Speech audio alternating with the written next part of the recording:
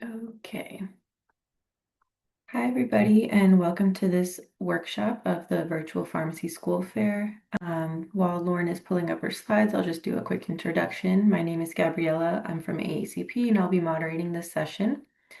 We'll get started in a moment with today's session, Coachability, a Prescription for Success.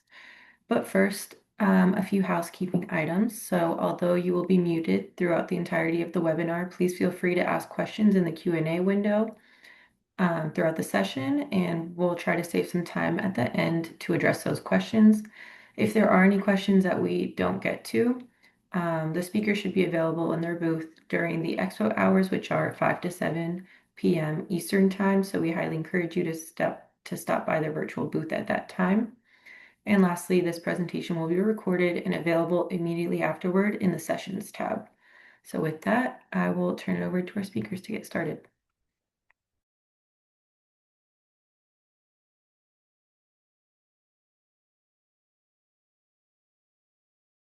You're muted, Eric. Prescribing your path, the past, present, and future of your RX journey. Good afternoon, everyone. My name is Lauren Ladd. I serve as an associate professor of pharmacy practice as well as one of our assistant deans here at South College School of Pharmacy. We are based in Knoxville, Tennessee. My background clinically is in ambulatory care, but I have also recently transitioned into administrative role. So that's where I practice these days. I'm going to also turn it over to my co-presenter, Mr. Eric Daniels. I'm the Pharmacy Admissions and Student Outreach Coordinator for South College School of Pharmacy. I've been in higher education for almost a decade through various programs, and yeah, I love the School of Pharmacy, so let's jump in.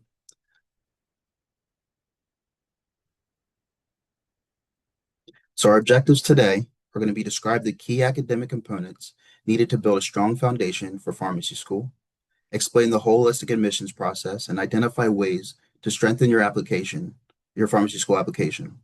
Review preparation and methods for effective interviewing, recognize strategies for maintaining well-being, establish methods for healthy habit building, discuss the importance of mentorship and professional support, describe networking basics and how to utilize branding effectively, and understand professional identity related to the profession of pharmacy.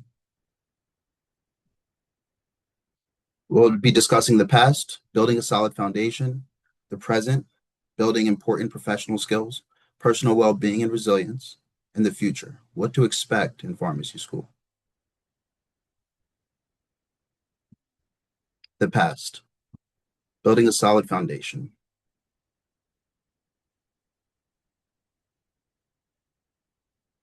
So some of your core prerequisites: anatomy and physiology 1 and 2 with labs, organic chemistry 1 and 2 with labs, biology 1 and 2 with labs, chemistry 1 and 2 with labs, calculus, statistics, along with English, humanities, and social sciences. These are all essential classes when you are seeking acceptance in a pharmacy school. It is also worth noting that some schools do require your science prerequisites to be within a 7-year window. So if there's classes that you know you can improve upon or just bring up to date, I recommend doing so. Along with strong academic background and history, experiences like work, shadowing, licensure, leadership, involvement, research, all help with presenting you as a well-rounded and strong applicant. So when we're talking about balancing rigor and load, with a busy schedule, it can get a little bit tough balancing everything. So right now in undergrad, it's very important to lock in good habits right now when it comes to organization through work, school, and personal life. Pharmacy school is a full-time commitment. So preparing through undergrad with a full-time course load, professional experiences, that'll just all pay dividends when you get into a faster pace, more academically challenging program that requires a little bit more time. So a holistic review, hone in on your why. Let your reason be your North Star, so to speak. That'll make everything make sense for you.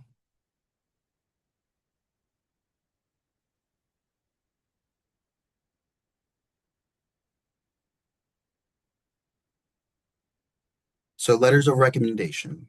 Who? Professors, faculty, pharmacists, supervisor, employer. They're all great resources to write letters of recommendation for you. When? Advance notice. So PharmCAS, of course, has a date that they're done accepting applications for this cycle.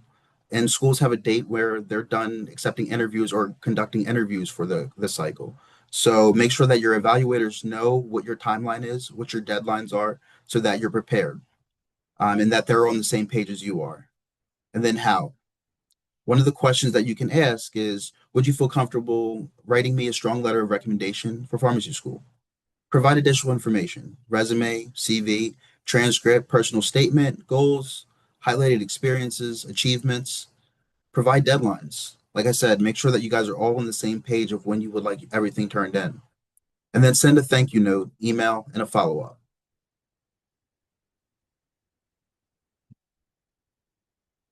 So, preparation, practice questions, practice interview questions. If you have an opportunity to talk with one of your coordinators for a pharmacy school that you're looking into getting into, or an evaluator at any school that you're looking at, um, inquire about some of the questions that they will be asking. Some of them are as simple as why pharmacy. So, once again, hone in on your why.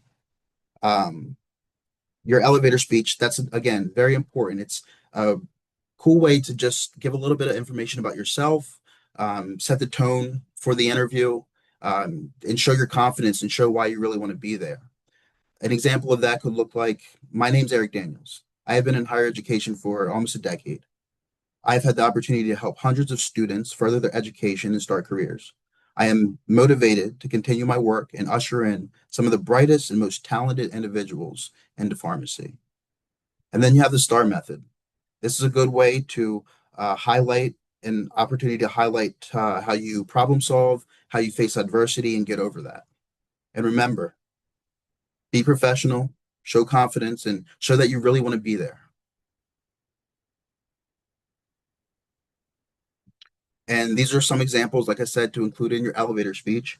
Introduce your background, highlight key experiences, end with future goals, show motivation, show your confidence, show that you want to be there. And then the STAR method. Situation, set the scene. Your task is explain the challenge or problem that you faced. The action is detailing specific steps that you took to handle the situation. And then the result, share the outcomes and what you've learned. And then there's a link at the bottom if you want to go a little bit more in depth to what the STAR method looks like, and then your elevator speech as well.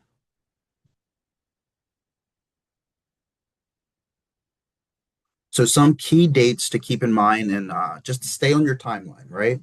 Prior to the start of application process, review directory to research programs. You have a link right there.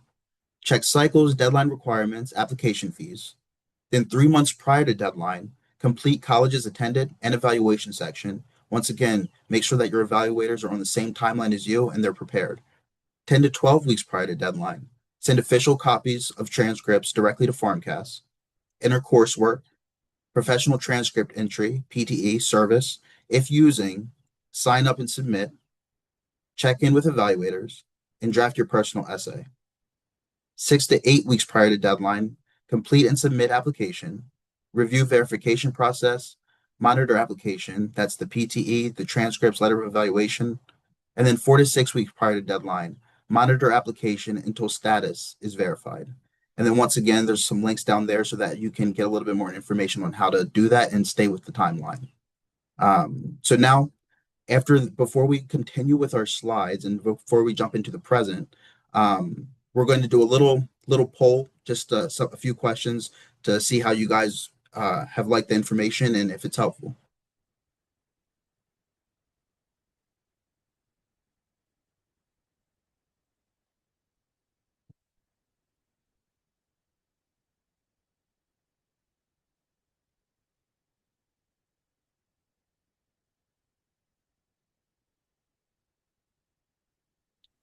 All right, so I think the first poll question should be available to everyone. If you'll just give us a little idea of where you're currently at in your journey to pharmacy. So there's a few options we've given, and then if that's not, you can select other.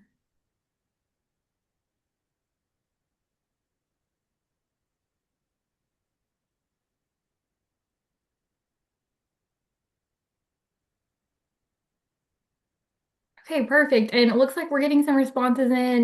The second question is foreshadowing us a little bit what we're going to talk about with well-being and then also with networking. So I'll give us another few seconds or so to get some more responses in.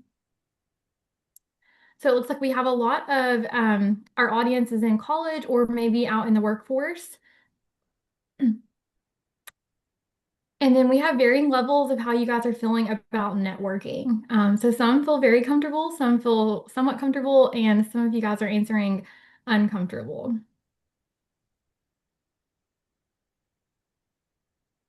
So great. Just for time's sake, I'm going to go ahead and end this poll for now so we can continue on our journey. As we talked about, Mr. Daniel set us up to talk a lot about kind of the past and preparation leading in, and then I'm going to transition to talk about the present. So we're going to focus on and building important professional skills, talking about well-being and resilience, because it's really important, even though you're preparing for maybe a journey or career field in pharmacy, it really starts now, no matter if you're in school or if you're in the workforce. It really starts now building those habits. So some things we want to emphasize is really helping to make sure that you're thriving, not just surviving as you're preparing and maybe entering future in pharmacy school. So first thing, we'll talk about building routines for well-being. So about 40% of our day is consistently just habit built of routines. So things like maybe driving to work, driving to school, we kind of go in autopilot.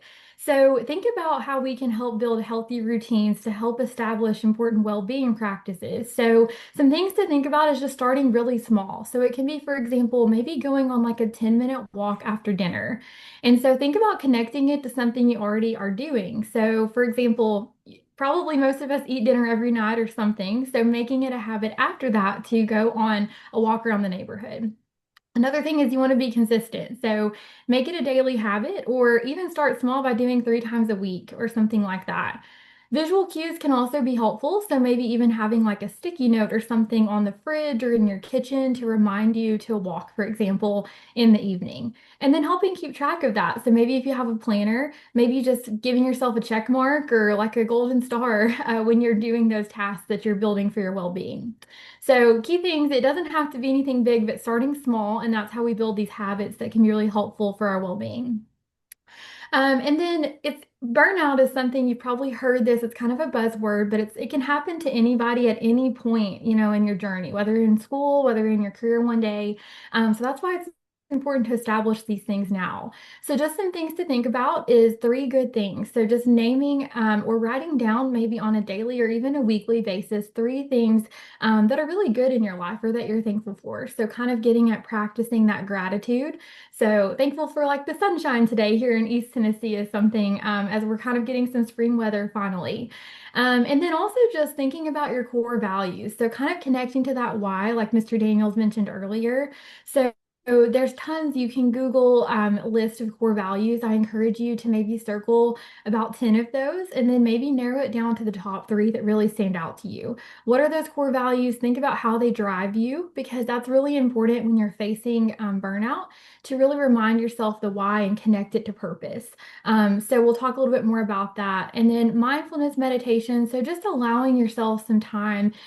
We all have very busy schedules. Sometimes doesn't feel like there's enough time in the day, but making sure that you're allowing yourself some time, whether that's maybe on a walk, or maybe that's even just time to separate from like screens and things like that, reading a book to have yourself some time to kind of turn your brain off for a minute. So these are really important things. They may seem simple, but they can often be overlooked or not maybe made space for when you are rather in school, especially pharmacy school or graduate program, or even as a pharmacist one day.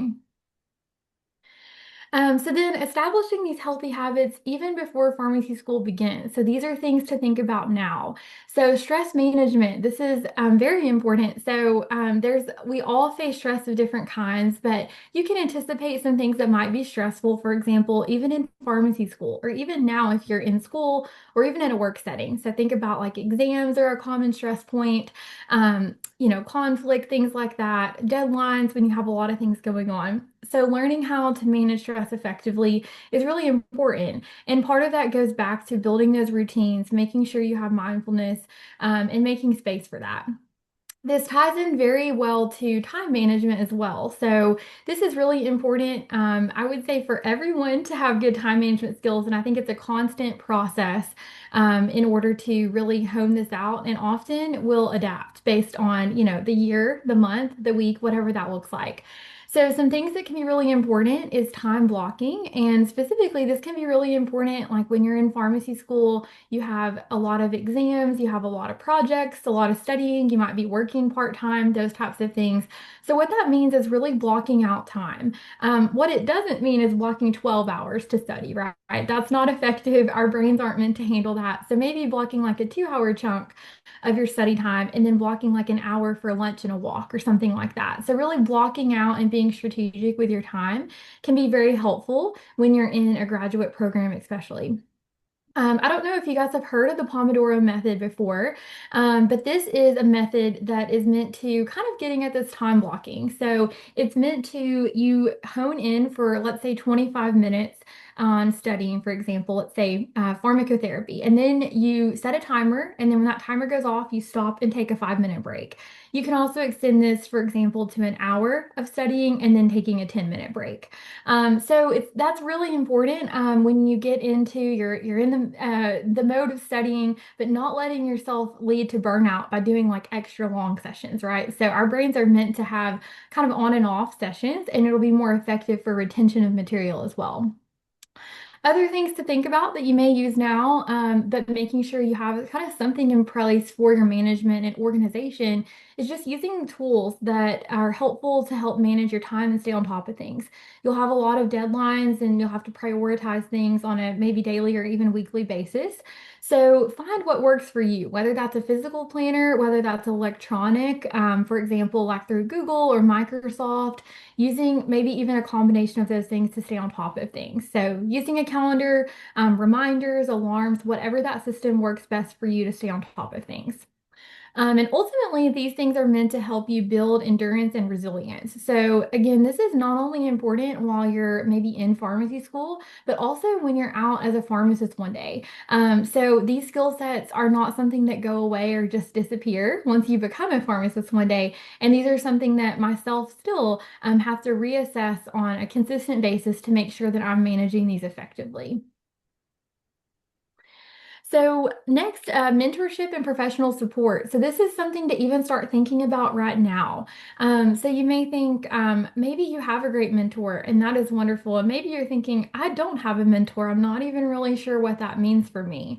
So start thinking about and identifying those early. So these can be all sorts of different people in your network. We all have a network, right? So if we think about we want to start taking yoga somewhere locally, we might reach out to our network, which might include family, friends, different people that we know to ask, where's the best place to take yoga? So we all have a network and think about building upon that network. So it might be if you're in school, it might be a professor that can be a mentor to you or an advisor. If you're working, it might be a pharmacist or someone else that you work with in the workplace to help mentor you. And that's really important. That was important for me along my journey to help have multiple mentors kind of guide me along the way. And I think about a mentor as being someone you look up to and that are a few steps ahead or many steps ahead of you in that journey, someone that you inspire to be like or take elements of their journey. So I encourage you to identify that early. And if there are opportunities, if you're in school or even in a workplace to get involved in like a pre-pharmacy club or something like that, that's a great place well, I'm kind of alluding to networking, to network and maybe find a mentor.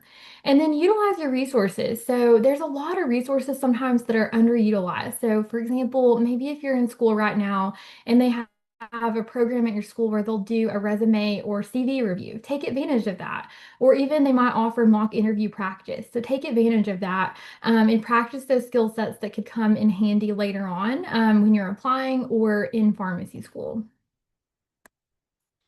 Okay, so lastly, we are going to talk about the future, which is really a little bit, this could be a whole session in itself about what to expect in pharmacy school, but kind of building upon what we have already talked about is what we will kind of end on. So I want to touch a little bit on networking. So kind of the networking 101. And we had mixed kind of from the audience of where you feel like you're at in terms of your comfortability with networking. When I first started, I'm not really sure I fully understood what networking me was. But like I mentioned, we all have a network. But as you're thinking about developing your professional network, you want to start identifying those mentors, connecting with those people, and building out your network. Pharmacy is a really, really small world. You may have heard this before, but we kind of jokingly say it's like a 1 degree separation. So if I don't know who someone is, I can probably ask one other person and they know who that is in pharmacy. So it's a really, really small world, and that is important. It's a great thing, but also really important that you build your reputation appropriately and have that networking because it's a really strong tool that you can use. So first of all, knowing your why. So thinking about when you're networking, you need to know like why you are trying to network and why you're trying to build that. So kind of what Mr. Daniels was talking about. I can guarantee you'll be asked, why are you interested in pharmacy in an interview? So make sure you know why you want to be a pharmacist, and what that drive is and what motivates you. Figure out your who. So identify if there are people, maybe like a professor that's going to be someone you're networking with. Maybe in a pre-pharmacy club, you might get to know other peers that are looking to go into pharmacy. You might even meet some pharmacists that might be guest speakers. You might, in the workplace, even be able to network and maybe meet someone who is a manager of even your boss and then kind of expand out from there. But know who you want. For example, even if you know, like, I really am interested in pediatric pharmacy, ask around in your network and you might be able to find someone to speak to. I encourage you to look for opportunities to shadow, look for opportunities even to, per se, interview a pharmacist. So just calling them up, having questions ready, and then, asking them what their day-to-day looks like so you get an idea of what that looks like and find out if that would be a good match for you. And then deciding on what. So this could cater to who you're talking with, but decide what your goal is in talking with that individual. So are you trying to learn what their day-to-day is like? Do you want to know what their journey was like to get where they are? Those types of things. So being prepared is what that means. So you don't have to have it fully scripted out, but make sure you have some questions ready, whether that's in your head or written down when you are preparing to network with individuals. And then just that professional etiquette. So we always want to keep that in mind. That really starts like now. Your professional brand. We'll kind of talk about that in a minute, as well as that etiquette. So always being professional, whether that's verbal, written communication. And then Mr. Daniels talked about that elevator speech. And that's really important because whether you're networking now, maybe before pharmacy school or later in pharmacy school, you might have the opportunity to go to either regional or national, even local meetings. And a lot of times you have to have a pitch down, right? Your elevator speech, your elevator pitch.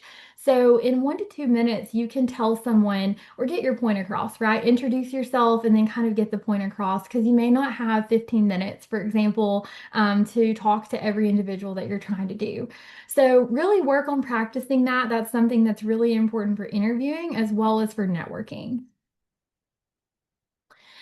And then I also wanted to touch on professional identity formation. So this is kind of getting at that brand. I talked about how small pharmacy is just as a profession. So it's a small world. A lot of people know everybody, or know someone who knows someone in pharmacy. So this is kind of a buzzword that a lot of health profession graduate programs are using. You can kind of see the definition here, but this is really meant to be something that you identify and define yourself, the professional identity of what that is for pharmacy. It's meant to help motivate and build confidence in performing tasks as pharmacists, also to help pharmacists set career goals and help in choosing like future employment options and maybe even expanding roles. So thinking back, even 30 years ago, pharmacists weren't giving immunizations, right? And that's a very common practice now in community pharmacy. So we want to keep advancing the profession forward. Also, association with community helps buffer against stressors and support well-being. So we've talked about how important that is. And then just to give unified messaging. So this is really about kind of messaging our brand of pharmacy, but internally thinking about that, thinking about if we ask a layperson on the street, what does a pharmacist do, or what does pharmacy mean to you? That's kind of what we want as a group holistically to help build that. So I just encourage you guys to think about and reflect as you're interested in this as a career opportunity. What does pharmacy mean to you, and what does that mean even 30 years from now, for example? Because you guys are the future of pharmacy. And then lastly, I want to talk a little bit about leveraging professional organizations and then branding. So I really encourage you guys to be involved. When I was a student, and even now, I get a lot of reward from being involved, whether that's like things within our School of Pharmacy or also even at regional and national levels with organizations. So pharmacy actually has some of the most organizations to get involved in. So there's a lot of opportunities. You don't want to overextend yourself as well, but maybe find what really clicks with you and things that really resonate that you want to get involved with. So I encourage you, even with student organizations, oftentimes even at the level of colleges or undergraduate, you may have a pre-pharmacy club. So when I was an undergraduate, there was a pre-pharmacy APHA ASP, which is American Pharmacists Association Academy of Student Pharmacists. It was a kind of an undergraduate level for that. And that's somewhere where I really got to connect with people that I ended up going to pharmacy school with and also meet some pharmacists that came as speakers. So there's lots of different ways, but especially when you get into pharmacy school, there will be tons of ways to get involved. And so I encourage you to do that, whether it's the local level. Every state has a pharmacy association. That's a great advocacy group for the profession. And then there's tons of other organizations, both at regional and national levels. So this is a great way to inherently network as well. And you never know sometimes what connection could help you in the future, right? It may open doors in the future. And I'm a really a strong believer in that. And then lastly, I just want to talk a little bit about branding. So, like I said, it really starts now, your brand, your professional identity, and that's important to really think about and reflect on that. So, we talked about how pharmacy is such a small world. So, some ways that you can leverage that is even, for example, with like LinkedIn, which is essentially a professional social media aspect. So, maybe that's a great way you can even connect and network as well. So you can connect with people on LinkedIn. You can message and interact with people, or even just follow things to learn more and stay up to date with things that are going on in pharmacy. So that's a great way to kind of keep up with current things, especially at this point, and even later on when you're in pharmacy school, to make sure you have that. So if you don't have a LinkedIn, I would encourage you maybe to look into that and start building your profile for that because it's a great way to build or start building your professional brand. Okay, and then lastly, we wanted to leave you guys with a tool. We called it a personal preparation timeline. There's a QR code, but this is also downloadable in the resources area of the session. And so this kind of walks you through the three stages that we went through, the past, present, and future of your RX journey to help you kind of think about and jot down some thoughts as you are planning, no matter where you're at in that stage. So we just want to leave you with that resource to have after the presentation today. All right, and then we will also open it up for any questions from the audience. And then feel free to also join us later. We will be at our booth for South College School of Pharmacy later today from 5 to 7 p.m. Eastern Time. But we will take any questions now. We don't have any so far in the Q&A feature, but I encourage any of our attendees to type those in right now. So since we have a few more minutes.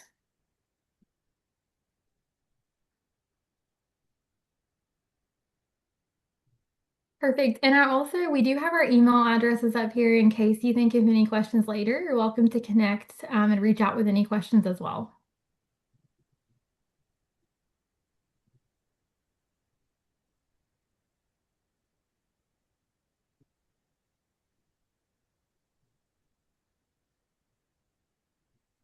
Not seeing any questions, so I guess we can wrap up today's session. Thank you guys so much for your time. Thank you. And I encourage attendees to visit their booth between 5 and 7 p.m. Eastern Time. That's when the expo will be open today. But yeah, everyone else enjoy the rest of the virtual fair. Thank you so much. Thank you guys. Thank you, everyone.